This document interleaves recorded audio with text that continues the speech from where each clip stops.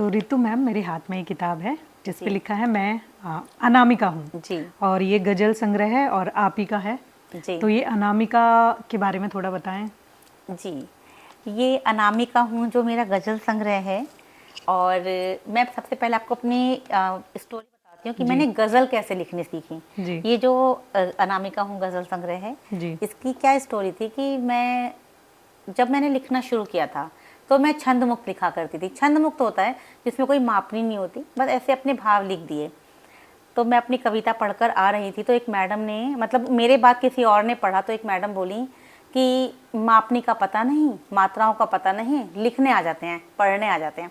वो मुझे नहीं कह रही थी, किसी और को कह रही थी। मैंने कहा अच्छा मापनी क्या होता है भाई, मापनी क्या होता है देखें। अच्छा मापनी देखी, गूगल यूट्यूब बिल्कुल चाट दिया, जितने भी वीडियोस जितने भी पेज होते हैं कि भाई मापनी होती क्या है। अब मापनी मालूम पड़ गई कि भाई मापनी ये होती है और इसमें मात्राएं होती हैं लघु और दीर्घ। अब लघु क्या होती है, दीर्घ क्या होती है, ये ना समझ में आए। अच्छा जी, फिर कहीं पर गज़ल इस पर फिल्मबदी चलती थी फेसबुक पर, एक पटल पर, एक ग्रुप में। तो मैंने उससे लिखना सीखा तो वो बार बार कहते थे बहर होती है। अब बहर क्या होती है ये ना समझ में आए। फिर गूगल और यूट्यूब जो है वो सर्च किया तो समझ में आया कि ये जो मापनी है इसको ही उर्दू में बहर कहते हैं गज़ल लिखते हुए। फिर जब वो लिखना शुरू किया तो एक नियम बन गया कि भाई रोज़ एक गज़ल लिखनी ही लिखनी है, सीखना है। तो आप ये देखिए मेरे पास कम से कम 1,500 गज़ल्स हैं और इसमें तो शायद 100 के आसपास होंगी, 195 होंगी। 1,500 गज़ल्स हैं और चाहे मुझे रात को 1 बज जाए, चाहे मुझे 2 बज जाए, लेकिन मुझे चाहे अपने फेस को बार बार धोने के बाद लिखनी हो, लेकिन एक गज़ल लिखनी है सारा काम खत्म करने के बाद। मतलब नींद आ जाए, थक जाएं, लेकिन ये आपकी रूटीन है। रूटीन में लिखनी है। और बहुत सारे लोग कहते हैं कि भाई जैसी गज़ल आप लिखते हो ना, जितनी बहर आपकी एक्यूरेट रहती है, इतनी बहर हमने बड़े बड़े शायरों की भी एक्यूरेट नहीं देखी। तो शायद वो लगन थी और उसी का नतीजा करत करत अभ्यास वाला मैं कहूँ। उसी का तो नतीजा अनामिका जो है मैम, जी। वो नाम आपने अपना, तो हाँ। उसके ये क्या क्यों सोचा मैम? देखिए अनामिका जो शब्द है, ये नाम जो है ना, तो ये मेरा तखल्लुस है ना मेरा उपनाम है जी। अनामिका क्या है कि जैसे कोई, मैं अभी बताया था मैं बहुत शाय एक इंसान रही बचपन में। तो कोई मुझसे बात करता था तो बस अपना लिटरली बोला या कुछ, तो अरे उस लड़की का नाम क्या है, कौन, वो जो कम बोलती है, हाँ रितु अग्रवाल। रितु अग्रवाल, अरे छोड़ो अनामिका है वो, उसका कोई नाम नहीं है, वो कुछ नहीं बोलती, वो ऐसे ही है। तो वो जो अनामिका वो शब्द अच्छा, वो है, दिया हुआ नाम है आपको? वो मेरी क्लास लोग के गर्ल्स ने मुझे दिया था कि वो कुछ नहीं बोलती, वो बात नहीं करती, उसका तो नाम भी लेना बेकार है क्योंकि चुप रहती है, बातचीत करती है, इसका क्या नाम लेना। अच्छा, उस समय कहीं चुभा था मैम? नहीं, बिल्कुल नहीं। मैं सच बताऊं आपको अनु मैम, मुझे शायद बहुत कम बातें होती हैं जो मुझे चुभती हैं जी। बहुत कम बातें होती हैं। और अगर कोई बात मुझे लग भी जाती है तो शायद उसका मैं रिप्लाई नहीं करती, मैं चुप हो जाती हूँ और उसको सोचती हूँ कि वो ऐसा क्यों कहा उस चीज़ को, और उसको कहीं ना कहीं अपनी ताकत बना लेती हूँ। तो मैं यही मैं इंगित करना चाह रही थी मैम, ये बहुत बड़ा संदेश हो सकता है कि अनामिका जो कि एक व्यंग्यपूर्ण, मैम ने नहीं लिया ये इनका बड़प्पन है, लेकिन वो कहा एक कटाक्ष और व्यंग्य के तरीके से ही गया था। और आज की डेट में जो आज की हम बात करें तो जो आज की जेन जी जनरेशन है ना, वो छोटे छोटे से कटाक्ष या डांट या इन चीज़ों को ही इतना दिल पे ले लेती है कि कहीं ना कहीं थोड़े से गलत कदम उठा लेती है, या फिर कह सकते हैं कि कहीं ना कहीं नीरस हो जाती है, डिप्रेशन में आ जाती है। और ये देखिए आपके सामने उदाहरण है। तो आज के बच्चों को सीखना चाहिए कि भाई देखो चीज़ों को पॉजिटिव भी कैसे लिया जाता है, और जवाब अगर देना है तो अपने कर्मों से दें, उसको मेहनत करें और उससे दिया जाए। जरूरी नहीं है कि व्यंग्य को जो है वो नेगेटिव तरीके से लिया जाए। हाँ देखिए, यहाँ पर एक बात मैं और कहूँगी अनु जी कि क्या होता है कि जब आप और हमारा जो चाइल्डहुड था, हमारे पेरेंट्स हमें बहुत ज़्यादा पैम्पर नहीं करते थे। हमारे गुरुजनों ने हमें बहुत पीटा है ना, मतलब मैं तो नहीं पीटी है, मेरी पिटाई नहीं हुई, मतलब वो, हाँ। मेरा मतलब ये है कि गुरुजनों ने डांट दिया, अधिकार रहता है उन पर, दिया, आपको पनिश कर दिया, तो उनके ऊपर कोई बाउंडेशंस नहीं होती थी, कोई उनके ऊपर लीगल वो जो है एक्शंस नहीं लेता था कि आपने ऐसे क्यों कर दिया। क्योंकि कहते हैं गुरु की मार और सुनार का पीटा हुआ सोना बहुत सुंदर अलंकार बनते हैं जी, है ना। और हमारे पेरेंट्स भी हमें ऐसे ही डांट देते थे, किसी भी बात पर हमारी हिम्मत नहीं होती थी, डांट दिया तो हम खड़े भी हो जाएं उनके सामने। और आज जो वो पैम्पर करते हैं कि हमारे बच्चे को डांट दिया, मार दिया, या पेरेंट्स भी बच्चों के आगे पीछे घूमते हैं हर चीज़ें, तो कहीं ना कहीं वो उनके अंदर एक कमजोरी पैदा कर रहे हैं। आप कहना चाहती हैं मैम कि ये वजह है भी, मेरी भी यही राय है कि कहीं ना कहीं परवरिश में चेंज हुआ है। कहीं ना कहीं हम लोग जब एज ए मदर फादर, जब एज ए पेरेंट्स जो होते हैं तो एकदम पैम्परिंग बिहेव करेंगे, और फिर हम जब चाइल्ड उसके बदले में उसको लेकर जो भी हमारी परवरिश है उसके बाद जो बिहेव करता है तो फिर हम बच्चे की गलती बताते हैं। तो कहीं ना कहीं दोष जो है वो पेरेंटिंग में भी है। जी, थोड़ा सा तो वो जो एक लैक ऑफ कॉन्फिडेंस है या लैक ऑफ टॉलरेशन है वो बच्चों में पैदा हुआ है, और उसका खामियाजा जो है ना केवल पेरेंट्स भुगत रहे हैं, बच्चे खुद भुगत रहे हैं। बिल्कुल, क्योंकि बिल्कुल। वो छोटी छोटी बातों पर सुसाइड कर लेना, घर से भाग जाना, ये सब क्या है?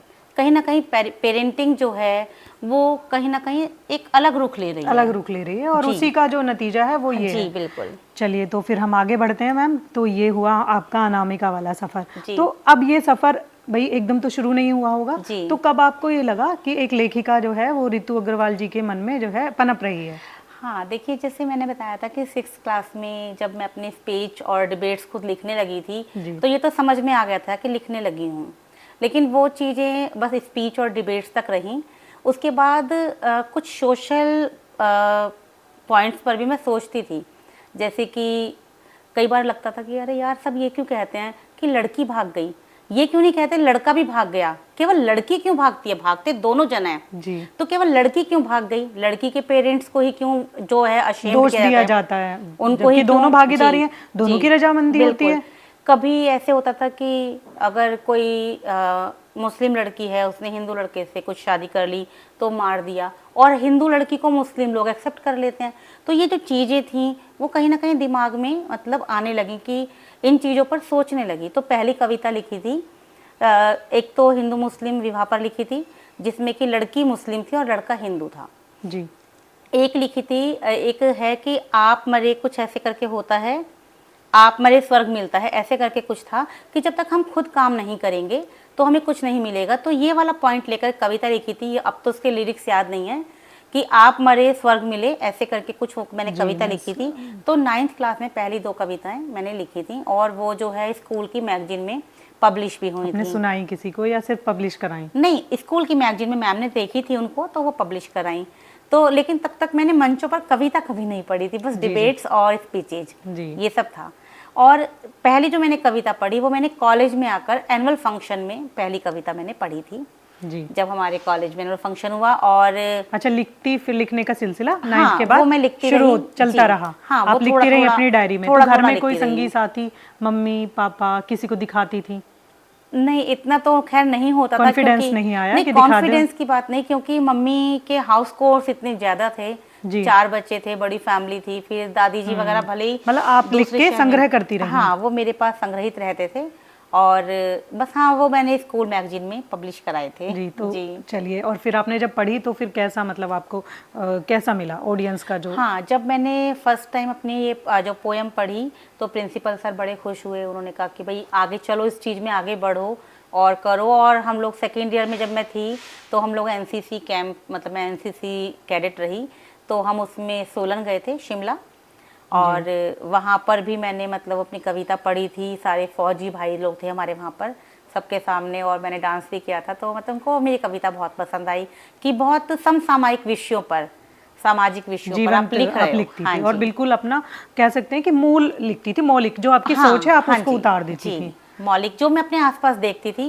कोशिश करती थी मैं उसको ही लिखूं। हाँ, तो हिंदी मतलब सब्जेक्ट्स का ज्ञान हो गया था, और सोचना और ऑब्जर्वेशन करना आपका पहले से ही मतलब आपके व्यवहार में था। तो इस सबके तालमेल से जो है आप जो है लिखती रही और बनती रही वहाँ पे। तो तब तक लेकिन स्कूल कॉलेज में यही था, बड़े मंचों पे तब तक आप नहीं आई थी? तब देखिए ये जो बड़े मंचों का जो सिलसिला है, ये मुझे लगता है कि सोशल मीडिया के आने के बाद लोगों के सामने ज़्यादा आया है जी। पहले इतना ये लोगों की पहुंच में या चीज़ों में नहीं था, और बहुत ज़्यादा होते भी नहीं थे। पहले तो जो कवि सम्मेलन होते थे, बड़े बड़े कवि हैं भाई, निराला जी हैं, महादेवी जी हैं, और कवियों की एक पोशाक होती थी, कुर्ता पजामा या सूती धोती, और एक वो झोला। जी बिल्कुल, है ना? तो ऐसे होता था, कवि लेखक पत्रकार जी। तो वो ऐसे होते थे।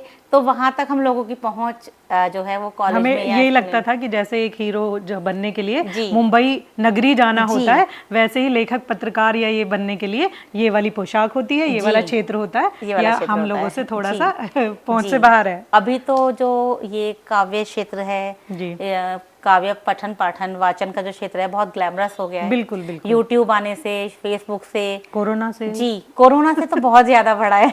जी। मुझे लगता है कि जो कुछ नहीं कर रहे थे वो कविता करने लगे थे कोरोना में, मन के भाव निकलने लगे थे, उसमें बहुत अच्छे कवि भी सामने आए हैं, ऐसी सोचने बात का नहीं है। मौका मिला।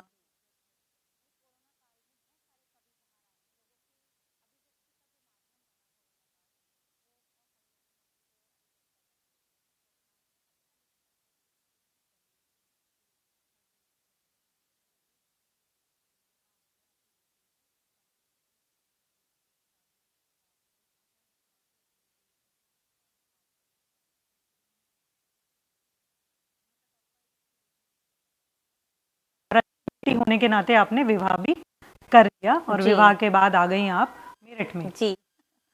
यहाँ जो पुराने वाली जो ऋतु है वो आई, या कहीं थोड़ा सा आपने साइड कर दिया क्योंकि जिम्मेदारियां जो थी अब थोड़ी सी इतर थी?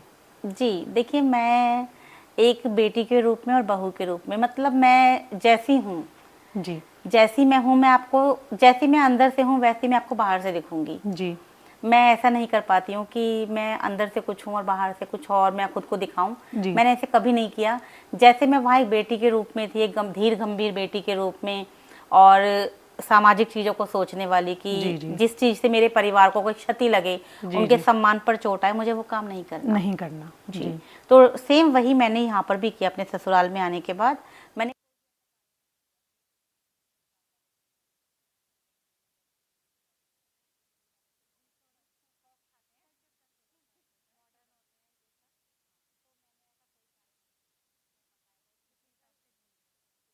मैं एक मारवाड़ी परिवार की बेटी हूँ और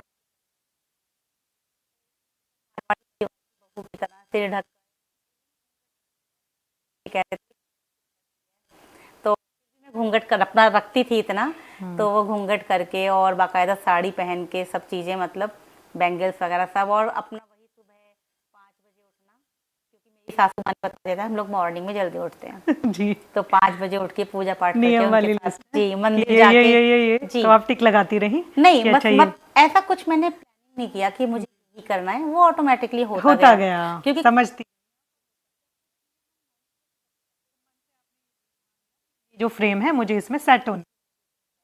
जी। तो वो चीजें वैसे वैसे स्वतः ही होती चली गई, अपने आप होती चली गई। तो अब जब आपने ये इतना सफर तय कर लिया है तो